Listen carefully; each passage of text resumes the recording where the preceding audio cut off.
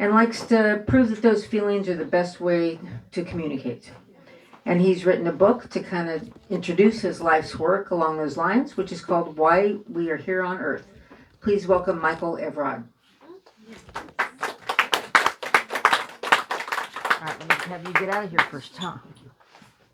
So thank you, everybody, for coming tonight. How is everybody feeling?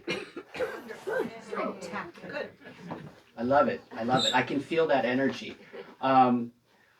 My life's work is just the beginning. This book one of the Sight, Sound, Spirit trilogy is really, it is my story. And my story is a mystery. My story is unfolding as we speak. What I love to do more than anything is learn. The learning process to me is just a pure joy. And I'll talk about 1973 in a moment. I want to talk about 1975, when I remember the day that I knew that I was able to read. So I was in kindergarten, 5 years old, and I made the transition from the Mark Park series. I don't know if anybody is familiar with that. It's a book series that uses pictograms. As you're advancing, you get to the stage where there's no more pictograms. And the first book of that non-pictogram illustration, I was reading a passage and it dawned on me. It's like, hey, wait a minute. I actually know how to read. And that was it was such a revelation that I somehow intuitively understood that the ability to read is one of the gifts that's bestowed upon us. It's a miracle. So the written language, the spoken language, mathematics, all of these languages help us quantify our reality. And the ability to quantify your reality is how we exercise our free will. So everything that Nancy was talking about made perfect sense to me. My understanding of the connection between science and religion was always known to me. I never had a problem talking about those topics with people because my understanding is that they're not separate. They are unified. And it doesn't matter what faith you practice. It doesn't matter what your relationship is with God or Buddha or whatever faith or philosophy or school of thought that resonates with you. What matters is that you appreciate that type of thinking enough to where you're willing to pay attention and observe your reality. So through observation, you basically began the process of learning by just receiving that information. And guess what? Everything that you experience is information. What does information do? It enlightens you. It transforms you. And if you're not eternally grateful to be alive currently with everything that's going on, you're not paying attention. What are you not paying attention to? You're not paying attention to how you feel about your reality. So I had a discussion with a friend of mine that I have known since we were 8. I'm 52. And he is a strict determinist. And I have always been a free will spirit. And he told me that what he has to teach others, I'm not going to like. So he predetermined that I wasn't going to like what he had to say about determinism. So the philosophical debate of free will versus determinism continues. what I did was I listened to what he had to say. And one of the things that he taught me is that all beliefs are paradoxical because they're only partially true. Okay? Now, what does that mean? What is truth? Well, truth is something that you feel. There's degrees of knowing. You begin the process of learning by thinking, and then you merge into the realm of emotional content where you believe certain things, and you maintain those frequencies, and it's all sonic vibrations, it's all sound. And how you convert that information into something that makes sense to you is by observing the experience with an open mind and a loving heart. So all of these things that you experience, when they make sense, it's because they resonate with you. When something resonates with you, it's because you've paid attention to your feelings. And along the way, we get confused, we get anxious, we become afraid, we become emotional. And all of these things are there for your benefit. So reality doesn't happen to you, it happens for you. So once you have that understanding with your reality, however you perceive it to be, you're going to find that appreciating those moments is going to be a more efficient way of learning. And you get to control the flow of information. You're always allowed and encouraged to use discernment, because if something becomes overwhelming, it's just too much information all at once. And that happens to all of us. I have some conditions, and I experience OCD, ADHD, depression, and addiction. I'm a recovering addict, and tomorrow will be 27 years clean. Congratulations. So, what did I do with my life? Well, I experienced it. I experienced the good, the bad, and the ugly. And when I was 3, my oldest memory, actually my first oldest memory, and I'll explain what that means, occurred when I was 3 years old, and my twin brother, we were playing with toy guns that looked sort of like AR-15s, and he jabbed his gun into my left eye. Bam! Hello! Now, I can only imagine that it must have been extremely painful. My parents freaked out. I wasn't concerned about myself. I was concerned about my parents stressing out. As a 3-year-old, I mean, does that even make sense if you're talking to somebody that hasn't experienced that? I mean, it still is sort of amazing to me that I had that level of awareness.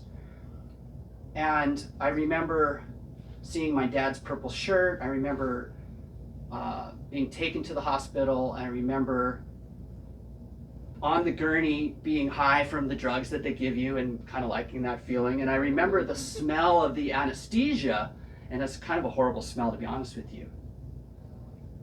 What I did with that experience was I just simply realized that my life was going to be a journey, and it was going to be fun. It was going to be an adventure. And later, when I was 21, I saw a photograph of my brother and myself giving the thumbs up at our 3rd birthday. And my parents gave us each our own cake. And I remember when they were singing happy birthday to us, not hearing the sound of them singing. I focused on the 3 flames, and specifically the middle flame, and I was just entranced with the sound and the vision of this flame. And that was the only time in my life that I had 20/20 vision. So my revelation of why I exist and why I'm here on earth occurred April 12th of 2020, which happened to be Easter Sunday. My favorite philosopher is Jesus Christ. I also studied Buddhism and Taoism, so I just absorb every piece of information that I experience from a standpoint of it being there for my benefit. So one of the things that I came to understand with every experience that I've been through is that it was meant to happen. And that is something that didn't come easily.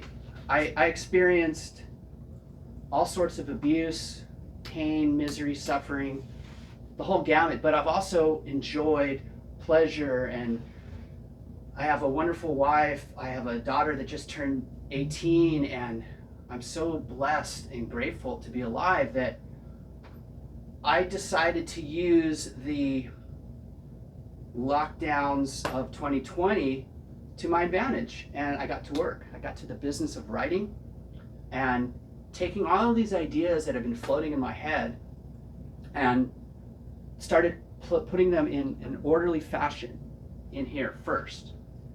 And I used the skills that I learned in college. I obtained a Bachelor of Arts in English, and I was really good at critical analysis and taking apart and dissecting the information and then interpreting it in a way that I would be able to choose like a certain perspective, like a psychological perspective, or maybe the point of view of a specific character, not necessarily the protagonist, and just using all of these different perspectives. And as I sort of made sense out of why I exist, I found that I was able to write somewhere like 1,000 to maybe 1,500 words a day. I just got in the practice of writing every single day.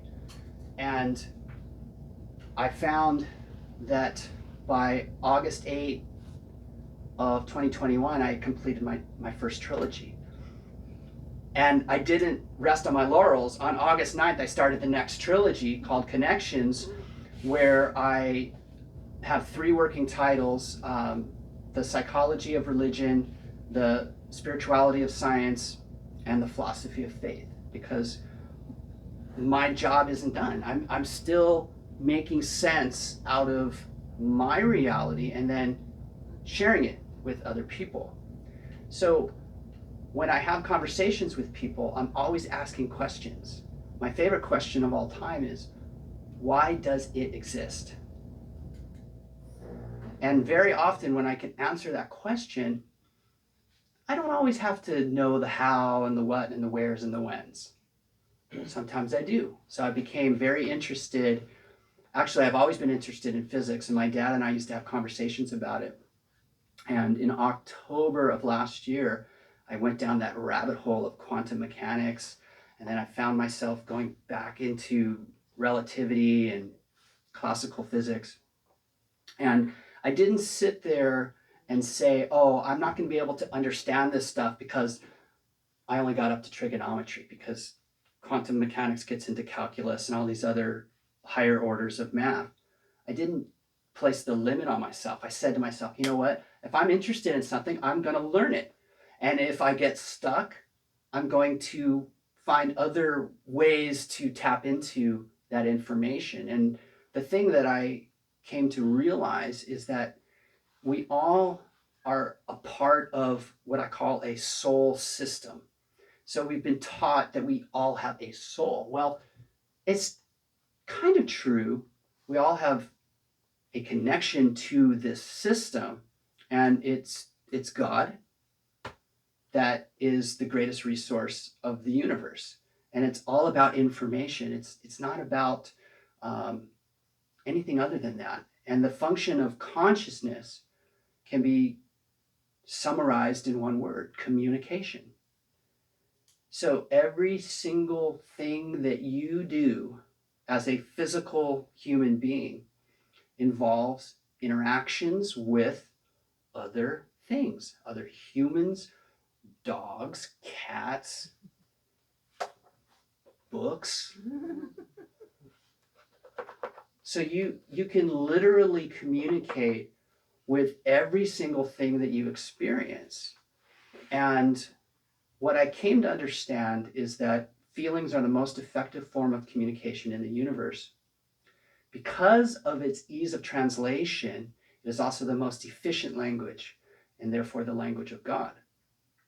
So if I'm having a conversation with somebody that's a scientist, instead of using the word spirituality, I'm going to use the word non-physicality. If I'm talking to somebody that was raised as a Christian, I'm going to remind them to pay attention to the scriptures and to remember to listen to the teachings of Christ, as well as all of the other prophets of the Old Testament. So all of the Bible is basically a collection of stories of approximately 35 authors over a span of 1,500 years. And there's a reason why it's the most widely read book on planet Earth. And the reason for that is because it resonates with people. There's always going to be something within that particular book that's going to resonate with anybody that is willing to read it with an open mind. Now, every book, in my opinion, is a sacred text because it is the story of an author who had the courage to share their story. And that means that we have 8 billion storytellers that really do want to be heard. Everybody wants to share their story. If you ever want to have a wonderful conversation with somebody, ask that person to tell them about their experiences as a human being. And you're going to learn invaluable information. Question? 5 more minutes. Okay. Does anybody have any questions? Yeah, like how we did that. Yeah. Which 8 billion are you referring to What do you 8 billion human beings. in the history of humanity? No, just current. So my understanding is that there's been 121 billion humans that have existed on the face of the earth over the span of something like 300,000 years. So how do I Googled it. I don't know how accurate that number is. I've seen 108 billion. And then, your definition of what is a human. Well, a human would be a Homo sapien. So then we also have Neanderthals that were very directly related to us. And we actually have some of those genes in us because there was intermingling that occurred. So that number, 121 billion, is just a number. I mean, it's an approximation. The idea is that every single being, not just humans, but every single being that exists is sentient. And that includes inorganic material. So everything has the ability to feel. So sentience is derived from the Latin word sentire, which means to feel. And humans have this additional gift called sapience, which means we're aware of our sentience. We're aware of our gifts and abilities if we're willing to pay attention to the one thing that matters the most, which is how you feel currently. So we're always sort of finding the discrepancies between what we think is really happening versus what, or I should say, how we feel about what is actually occurring. So that's the game that we're playing. So we're very inquisitive, we're very curious, we like to be certain of our realities. And when we become more certain of our reality, we feel very peaceful and resolved. And whenever you resolve any sort of issue or problem, if you like to call it that. Your body releases dopamine, which is a neurotransmitter that allows you to be clear, and it's called the happy hormone. And there's a handful of feel-good hormones, but that one is a good place to start. So it basically tells you when you've accepted the truth in something. So that's pretty much all I got. And if anybody has any questions or comments or no? All right. And if you guys want to ask me questions in the back, please feel free to come up and chat. Thank you for listening.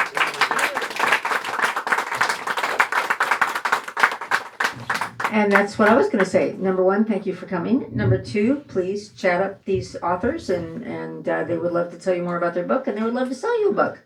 Thanks, guys. See you next month with your friends. I'm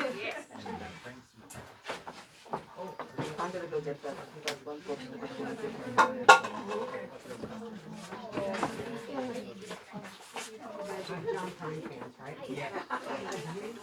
How's the business through the mask? Well, I just started learning it again today because, cases are up. And if I get COVID, we're closed.